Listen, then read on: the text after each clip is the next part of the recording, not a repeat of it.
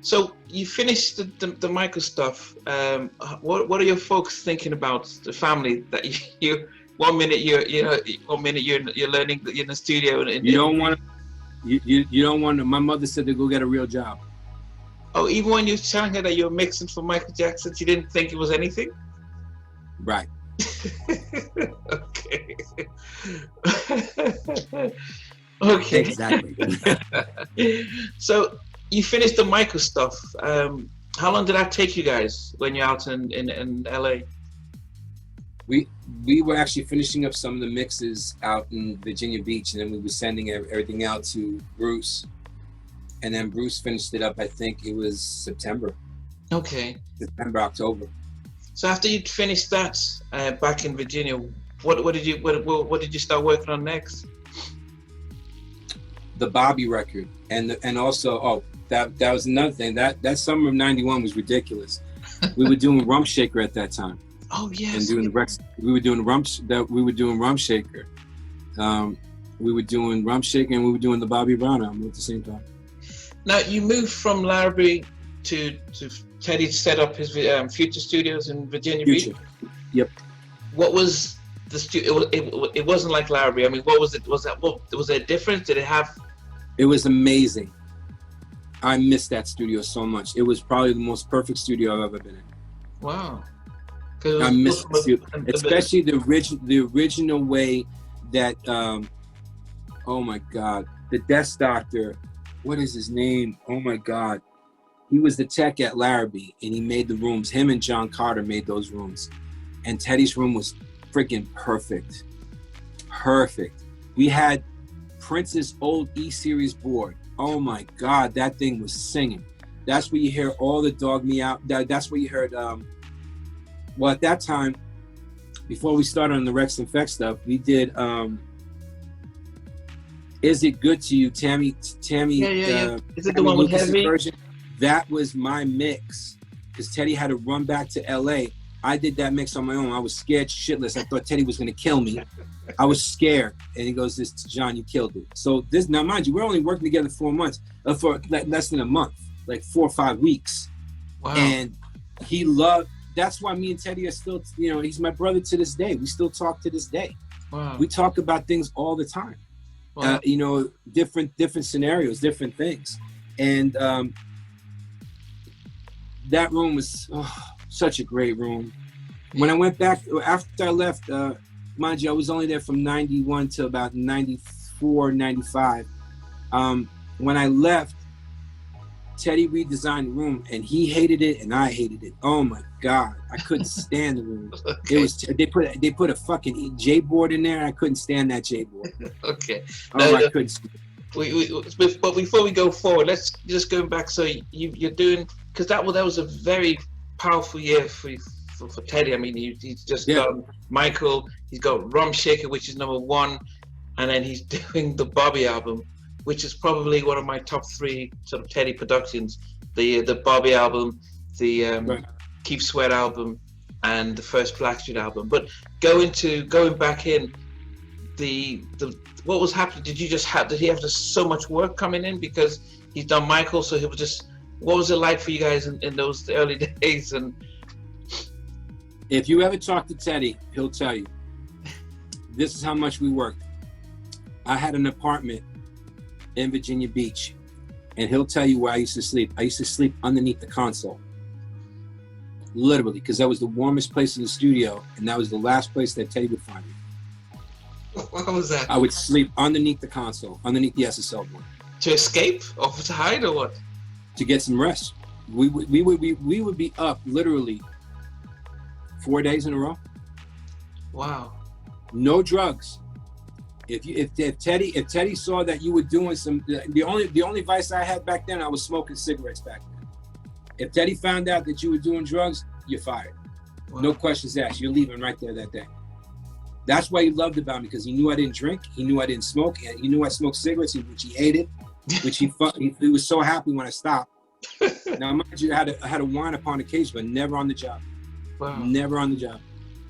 So what were you guys working on? Because that you say, because I know that you had the Wreckx-N-Effect, you had the Bobby. What was else? What was? Well, the Wreckx-N-Effect thing was more family. We were locked in. That whole summer, we were all locked in. We were thinking about 15, 16 songs deep. We were locked in. It took about 2.5 weeks just to print out the Rump Shaker mix. Oh my God. Because you know, when Teddy goes in on a remix, it's not just one version. It's 5. Yeah. I've seen some of the first Blackstreet album. Yeah, the fun. He was not playing, man. Teddy's a genius, man. People don't understand his genius now. He's so far ahead of everybody. He's about 10 years ahead of everybody. Yeah. So you're doing the Wreckx-N-Effect.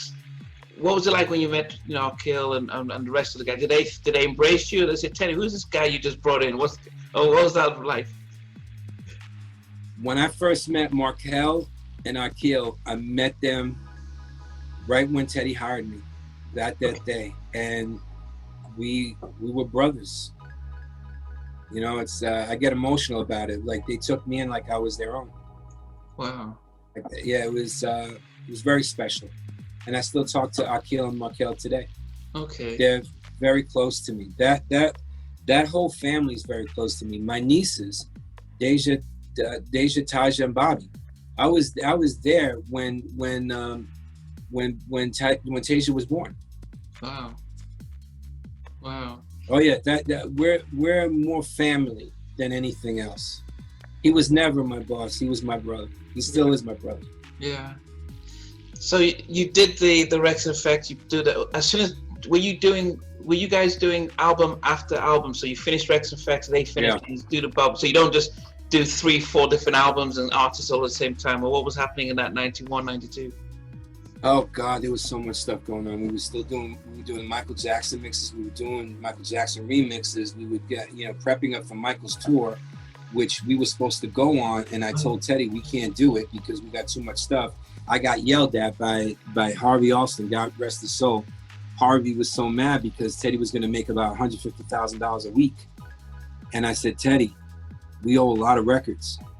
And we need to get this shit done. That's why me and Teddy was still to this day close, because we had a lot of shit to do. And plus, he didn't want to go on the road. He just got off of a hellacious tour with Guy.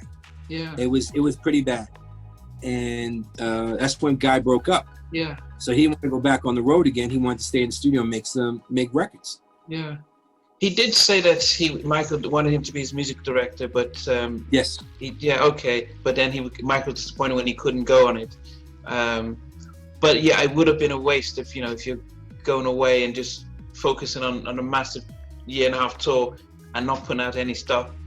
But then, so he was considering it, but you were the sort of the same voice saying no. We got a lot of shit to do. I told him we got a lot of shit to do, man. What did you have in the pipeline that she was gonna leave? Bobby. Okay.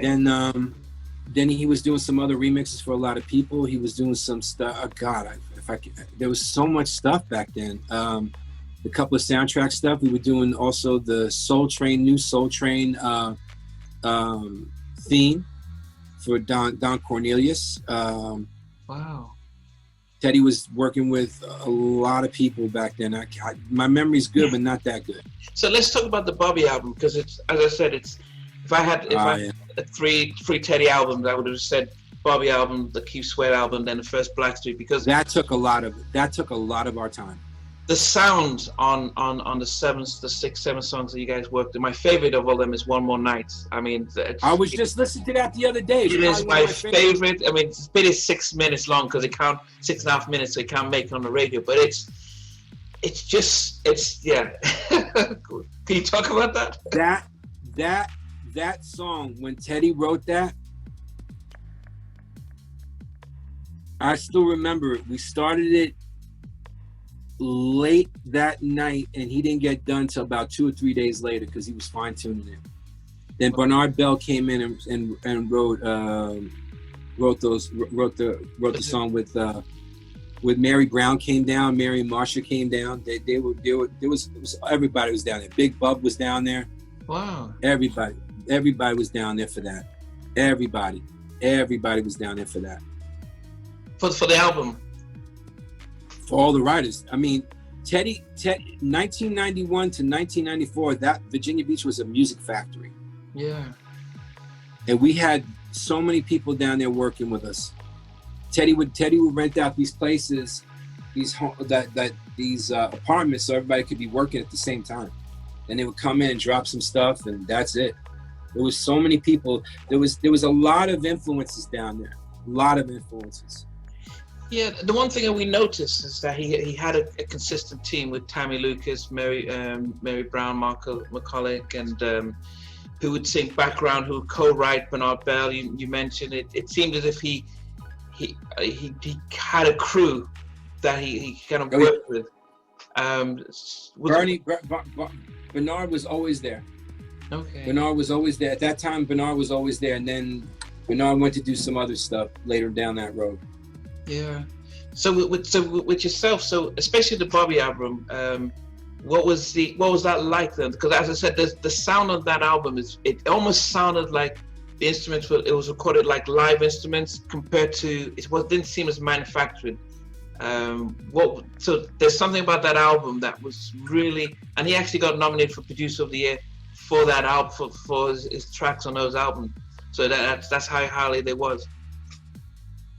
I think at that point in time, Teddy was enlightened because we just came off the Michael record, and he was up there. He was up there. He was so focused, you couldn't talk shit to him. When Teddy goes like this, when I call it the blinders, it was just me and him, eye to eye. That was it. Nobody else could talk to him. Nobody. He was so focused. It was ridiculous. The sounds that we used to get, and mind you, a lot of the Michael sounds we both made, like we made sounds. And at that point in time, Teddy found this thing called the vocalist. I said, Teddy, what happens if we put it like stereo, right? Mm-hmm. And then Teddy would say, well, what happens if we get 3 of them? Left, right, and center. And that's what you hear on Bobby's record. We were the first people to start using the vocalist. Wow. It sounded, as I said, that's why it sounds, it's still my favorite album, and I actually only listened to the 7 tracks because it sounds really, it has a very distinct sound on that. One Night as a Apprentice is my favorite track on that. So were you there when they were doing the recording as well as? So I was recording it. Okay. I was recording and mixing. I was everything down there. I was my own assistant. I was the engineer. I was the project coordinator for the thing. We were working. There was nobody's like titles. We just got the job done. Wow. That's how I was working 24/7. I'll be in there recording. My eyes would be closed, and I'll be cutting, dropping stuff in and out. Teddy would be always in there recording with me. So then because Rum Shaker's biggest song in the country that year, then he's out promoting it. Then you're on your own. You had other people joining in. I would be down there. He would tell me what to fix. John, I need you to bring this up. Fix this. John, I need you to do this. John, I need you to do that. No problem. My pager was always, at that time when everybody had pages. My pager was always going. Always going. Never a dull moment. And Teddy would be in and Teddy would be out. Now, mind you, at that time, Blackstreet was starting to come together. Okay. So there was a lot. Yeah. So when you think about the albums, you did the Bobby stuff. Then you move on to was it Blackstreet? Was that the next thing that came out after Bobby, or? Well, pretty much. Yeah. So the remix for the SWV, "So Into You," right? That was a big one for them, and I think there was a remix for Mary J's stuff from her album and stuff. But I was gone by then. Oh, you were gone by then. Okay. I was gone by then. Okay, but you did the Blackstreet album. You did the first Blackstreet album? No, I did, but I never got credited for it. Oh. Okay.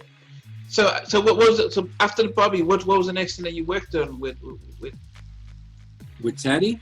Yeah. I was pretty much doing all the Blackstreet stuff, but we had it was time for me to go. There was a lot of politics down in Virginia Beach, that I wasn't really part of, because you know, he knew I was always crazy.